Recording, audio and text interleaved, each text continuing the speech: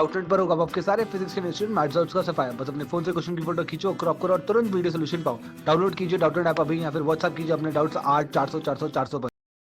इस क्वेश्चन में एक कंडीशन दिया गया है, कंप्रेसिबिलिटी फैक्टर यानी Z is less than 1 at standard temperature and pressure पे, और हमें पूछ रहे इन चारों कंडीशन में कौन सा कंडीशन सही है। तो हमें पता है compressibility factor Z is equals to